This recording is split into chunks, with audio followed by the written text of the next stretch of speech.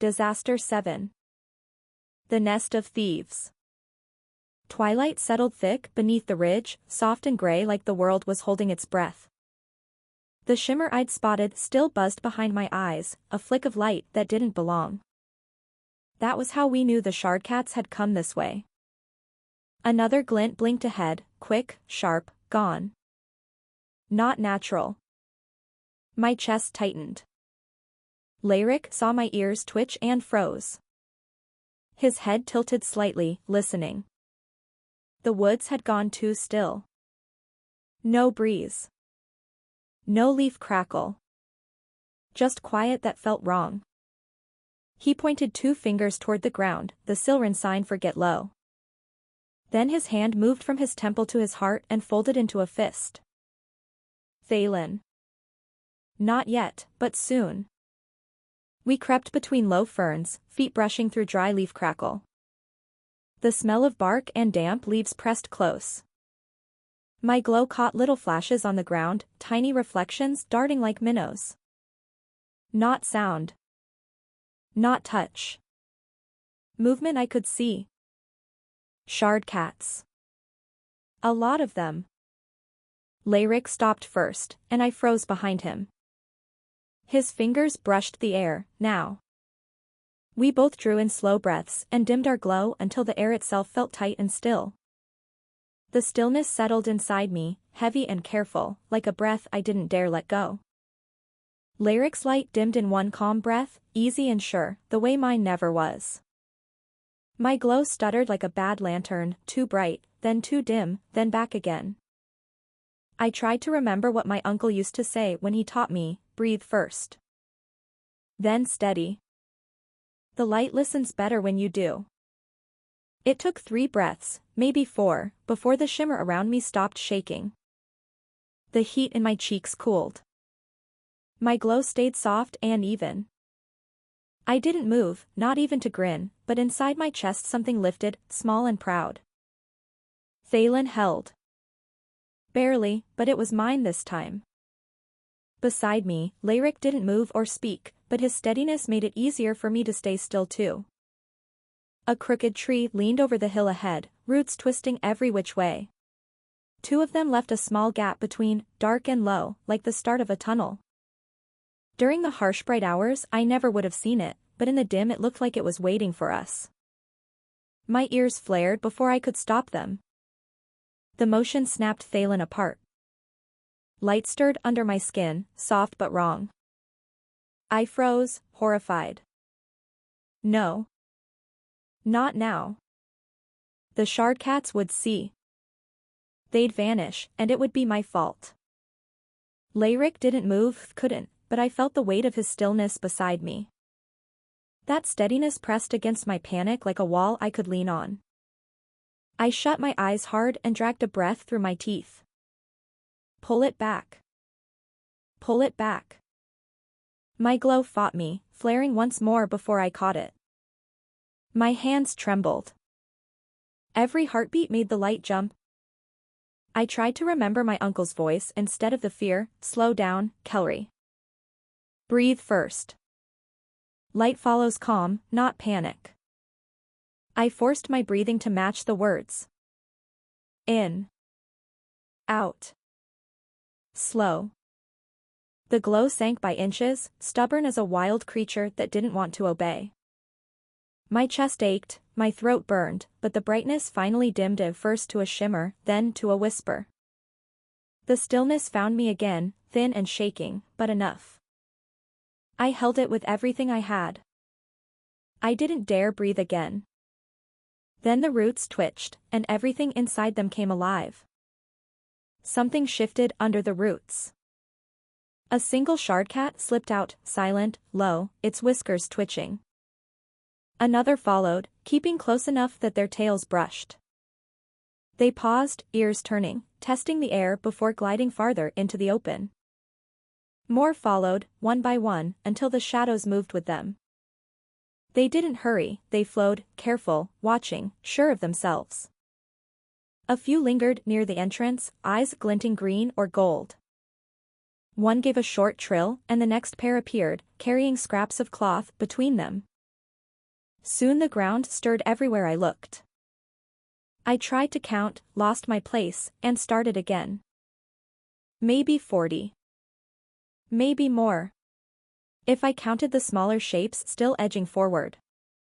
The air grew warm with their scent of fur and earth and the sweet sting of crushed herbs. My glow caught on the tiny shards buried in their coats, green, blue, amber, violet. The reflections blinked like stars through leaves. They weren't all the same. A copper-brown shardcat had pale crystal buds along its shoulders that flashed gold every time it turned, the way it lifted its head to sniff the air like it owned it. A smoky gray one's tail ended in a bright blue shard that blinked when it swished. It kept batting at the light it cast, as if it didn't realize it was its own. A cream-colored shardling with pink crystals between its ears waddled after a bigger one, tripping every few steps, then copying the way the older shardcat crouched low to watch the clearing. Some groomed themselves between roots, calm and confident. Others flicked their tails in tiny, impatient jerks, ears turning toward every sound. Two brushed noses, gave short trills, and padded off together toward the den's mouth. Even their eyes glowed different, greens, yellows, a few strange purples. It looked like someone had scattered living jewels across the ground, and every one of them had a mind of its own. Shardcats everywhere. Too many for one territory. One chased something invisible. Two others wrestled over a ribbon, growling in that silly not really mad way shardcats do. Another sat down right in the middle of the path and started washing its paw like none of this was unusual. My heart tried to escape my ribs. I wanted to whisper it, there's so many, but even a breath might break Thalen. A shardcat trotted past with a slipper in its mouth. Another dragged a whole bark tray, bumping into every root. A tiny one carried a spoon that kept hitting the ground, clink, clink, clink, proud as anything. The laugh slipped out before I could stop it, too quick, too loud. The stillness cracked. Thalen slipped from me like breath I couldn't hold any longer. My glow stirred, rising out of control, soft at first, but growing until it brushed the roots and leaves around me. The quiet didn't break all at once, it peeled away, layer by layer, until sound and scent came rushing back. I could hear everything again, the scrape of claws, the rustle of fur, the faint hum of crystal against crystal. My chest tightened. I tried to pull the glow back down, but it kept pulsing, answering my heartbeat instead of my will. Dozens of shardcat eyes turned toward me, green, gold, violet, each one catching my light and throwing it back brighter. They weren't just looking, they were measuring, waiting. For a heartbeat the clearing froze, like even the air was afraid to move. The quiet pressed so hard my ears rang. Then one shardcat blinked. Another twitched an ear, slow and cautious. The soft scrape of claws on dirt followed, tails flicking, paws shifting in the half-light. The sound built like rustling leaves before a storm. A hiss rippled through the group, low, sharp, and warning enough to make my throat dry. Lyric stayed locked in Thalen, still, dim, gone from sight. I could feel him beside me, steady as stone, but to the shardcats he was nothing. Just air. Their eyes pinned me where I stood. My chest felt too small to hold my heartbeat. The nearest one's ears flattened, its claws flexing against the dirt. Another gave a throaty trill that wasn't quite a growl but close enough to make my skin prickle. I wanted to reach for Lyric, to do something, but I couldn't risk dragging him out of Thalen. This was my mistake, and I had to stay still and hope they'd understand that I meant no harm. My glow pulsed once, too fast, and I forced myself to breathe slower, even though every breath felt loud enough to echo. A soft rustle broke the stillness. A tiny shape wriggled out between two roots, a shardling, fur pale as buttercream, eyes still cloudy with new light. It blinked at me, head tilted, then toddled forward on unsteady paws. The mother shardcat let out a low, warning trill, but the shardling ignored it. It stumbled closer, tail twitching, until it was barely an arm's length away. I didn't dare move. My light wavered, faint and soft, catching in the shardling's eyes. They widened, fascinated. Then it pounced right on the edge of my glow and rolled over, chirping like it had just caught something magical. The mother padded forward, tail flicking in a slow wave. My throat tightened. Every part of me screamed to stay still, even as her eyes met mine, bright gold, sharp as splinters. She sniffed the air, the sound quiet but deep, then made a rumble that vibrated through the ground beneath my knees. After a breath, she leaned down, gripped the shardling by the scruff, and carried it back toward the roots. The tension broke. All around us, the other shardcats loosened, their tails lowering, shoulders easing, voices turning soft again. The air filled with gentle trills and quiet movement, the normal rhythm of a den that had decided I wasn't a problem. The sound of it filled my ears until it almost felt like music, the kind that happens by accident, pads on dirt, claws scratching bark, the small chirps of shardlings that didn't know they'd ever been scared. My legs trembled from holding still so long, but I didn't dare move yet. My glow finally steadied, quiet and even. They'd seen me, known I was there, and somehow decided I wasn't worth worrying about. That thought sat strange in my chest, not scary anymore, just big. We weren't supposed to see them this close, not like this. The shardcats had their own ways, their own world under the roots, and for a moment, we'd stepped right inside it. Beside me, Lyric's glow reappeared, faint, calm, the kind of steady light that said more than words ever could. He didn't speak, just gave a single look my way. It wasn't angry, just clear, don't let that happen again. But behind it, I thought I saw something else too, relief. Maybe even a hint of pride that I'd managed to hold still long enough to fix what I'd broken. I nodded, tiny as I could, not wanting a single shardcat to look my way again. My breath came slow, the air thick with fur, earth, and herbs. The shardcats had gone back to their world, a living, humming thing under the roots, and somehow, we were still part of it, even if only for a moment. For a while, the only sounds were small ones, paws moving, tails brushing leaves, the kind of noise that meant everything was okay, again. The shardcats had gone back to their business like nothing had happened, but I couldn't make myself believe it. My knees ached from holding still so long, and my chest still felt too tight, like it didn't trust the quiet yet. Lyric didn't speak. His glow stayed soft and steady, and somehow that steadiness pulled mine back too. After a while, he let his shoulders loosen and the edge in his glow faded. That was his way of saying you're all right now. A single shardcat brushed past my boot, its tail flicking the air near my ankle like it owned the path. I didn't dare move, though the touch tickled and made me want to laugh again. Lyric turned his head slightly, enough for the edge of his profile to catch my light. The tiniest nod, stay quiet, but look. So I did. The root gap loomed a few steps ahead, dark and low, busy with quiet traffic.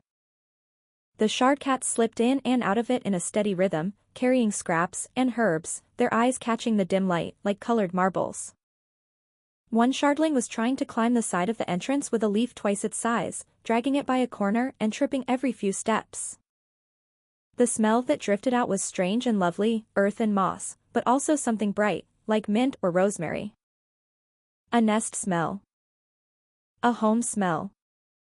Lyric's hand moved, palm down, fingers tracing the air between us. Wait. His thumb flicked once toward the tunnel's shadow. Watch first. I nodded, small and slow. Careful not to shift the air too much. We waited. Counted breaths. Watched. After a bit, I started to get it. The small ones went first, sliding through the den's entrance quick and low, tails ticking.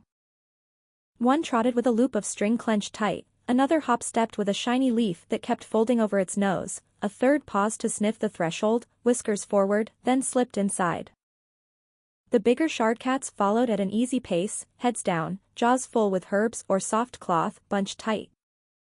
They'd stop to pin the bundle with a paw and bite for a better grip, then shoulder through the gap without a sound. No one came back out empty. Every trip left something inside. Lyric's fingers twitched against his knee. See it?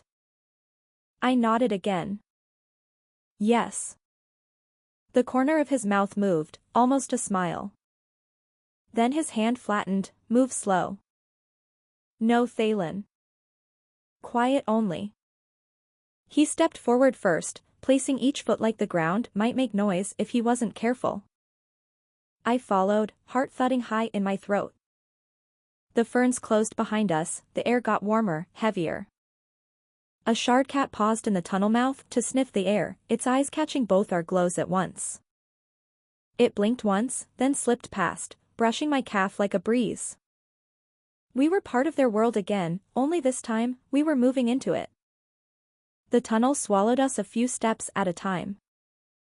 The air pressed close and smelled like damp wood and crushed mint, sweet and sharp all at once. My light caught bits of crystal dust along the roots, tiny sparks that flashed for a heartbeat before going dark again. I ducked lower, feeling the earth brush my shoulders. Shard cats darted around us, quick streaks of fur and color. One brushed my arm so fast it left a whisper of warmth on my sleeve. Another stopped long enough to blink up at me, pupils wide, before squeezing past and disappearing into the dark ahead. Their tails flicked against the tunnel walls, brushing moss and threads that lined the sides like someone had tried to weave the dirt itself. I wanted to ask Lyric if we should even be here, but I bit the question back. He wouldn't answer out loud anyway. His face stayed calm, eyes sharp, breathing slow, the kind of quiet that meant he was thinking instead of afraid. I followed that steadiness the way you follow a path through fog. The floor changed from rough soil to something soft and springy. When I crouched to see, my fingers found moss mixed with scraps of fabric, bits of grass, and even feathers, all pressed flat together, like a quilt the shard cats had made without meaning to.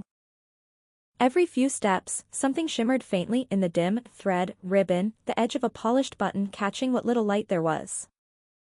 The tunnel widened, and the air grew warmer. Sound changed too. It wasn't silence anymore, it was small noises stacked on each other, purring, soft thumps, the faint jingle of something metal moving against stone.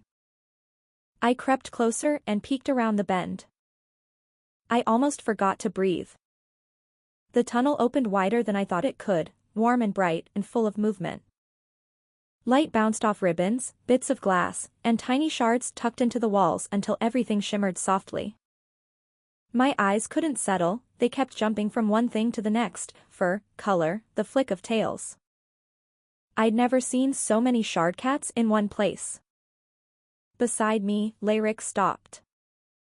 His shoulders dropped, and for once he didn't look steady, just quiet, like the sight had stolen his breath too. I didn't dare move either. My fingers curled into my palms, and I bit the inside of my cheek to keep quiet. The air between us felt full, thick with sound and color and something bigger than both of us. For a long moment, we just stood there, watching. It felt like stepping into a secret we weren't supposed to find. A brown shard cat trotted past, dragging a sock twice its size. Another jumped onto a pile of leaves and began kneading them into a nest shape. A small gray one carried a spoon, proud as anything, and dropped it into a ring of other shiny things, buttons, shells, even a piece of broken mirror that threw a flash of light back at me. I leaned closer to Lyric, one hand half covering my mouth so the sound wouldn't carry. It looks like they made a whole little world down here, I whispered. Lyric didn't answer. His eyes moved slowly across the den, wide but wary. Shardlings rolled near the center, chasing one another in clumsy circles. One bit the end of another's tail, the other squeaked, tumbled, and went right back to playing. Older shard cats moved between them like caretakers, nosing them back into nests lined with soft cloth, grooming fur, tucking sprigs of herbs into the corners. I crouched lower, my eyes wide. They're nesting, I whispered before I could stop myself. Lyric's jaw tightened.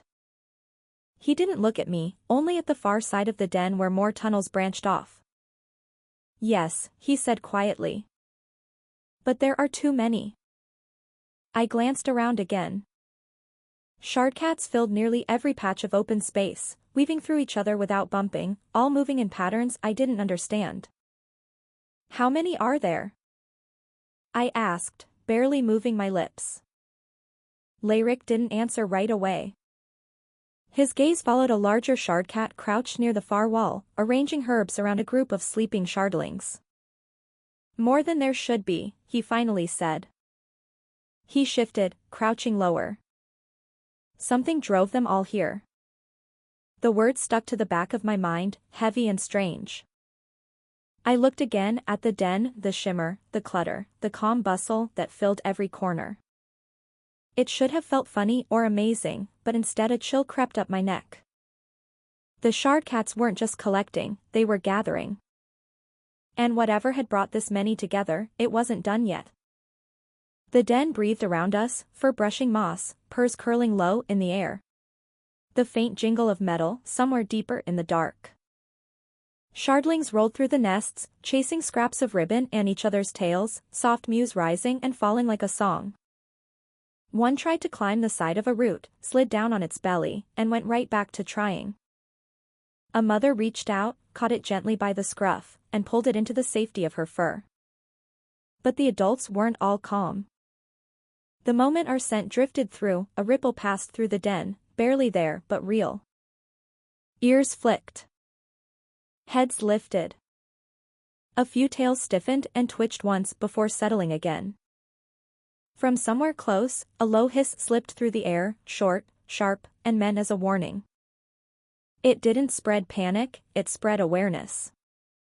One shardcat near a cluster of shardlings crouched low, body curving protectively. Its eyes glowed pale green in the dim, fixed on us. Another froze mid-step, fur rising just enough to catch the light along its back. I felt the change before I understood it, how still everything had gone. Lyric crouched beside me, slow and steady, as though moving any faster would break the quiet. His calm steadied mine. They know we're here, he whispered. I know, I mouthed back. My voice felt too loud even without sound. The shard cats nearest us breathed deeper, slower, testing the air.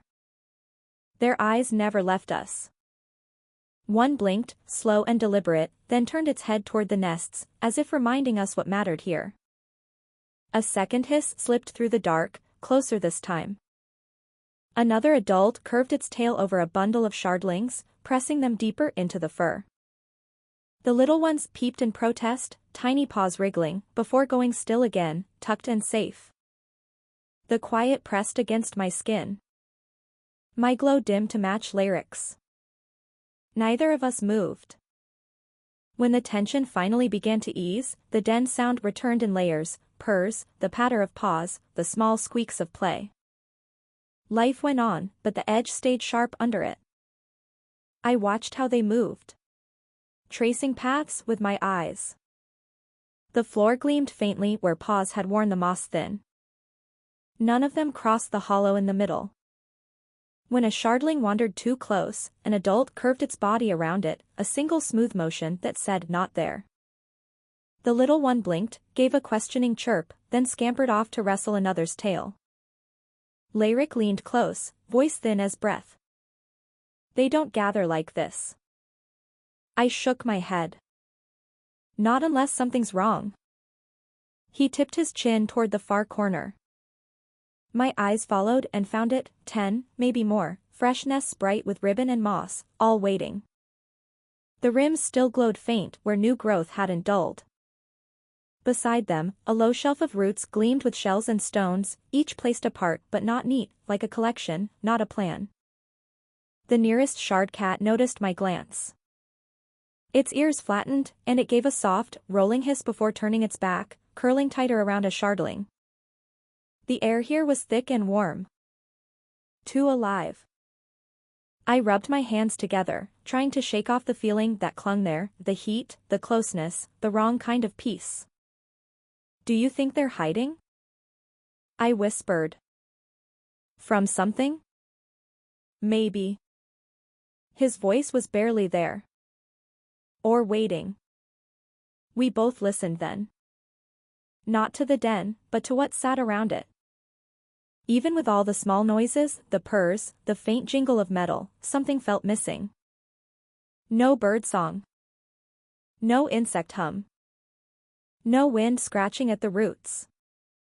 Just stillness. The kind that feels like the world holding its breath. A shardling wriggled free from its nest and stumbled toward the open middle.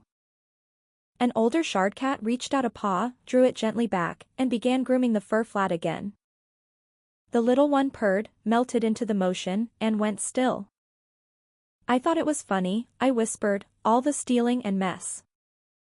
But this isn't funny. It's too much, Lyric said. His tone was slow, careful. Too many shardcats in one place. Too quiet outside. They shouldn't be this still. The den seemed to pulse once with sound, a wave of breathing, tails, fur. Then even that faded. Lyric's hand brushed my sleeve, light as a thought. Back. He didn't need to say it. We stepped away by inches, slow enough not to stir a tail. The shardcats ignored us, but the watchful eyes followed until the tunnel curved. The air cooled as we climbed. The mint smell thinned. When the crack of outside air found us, I breathed deep and didn't stop. We stepped out beneath the ferns. Everything looked the same, but it didn't feel the same. I didn't realize I'd been holding my breath again until it rushed out all at once. Lyric didn't speak until we were 2 turns down the path and the den sounds were gone. He glanced back once, then ahead toward the trees. Something's wrong, he said, quiet but sure. We need to tell So Oravin.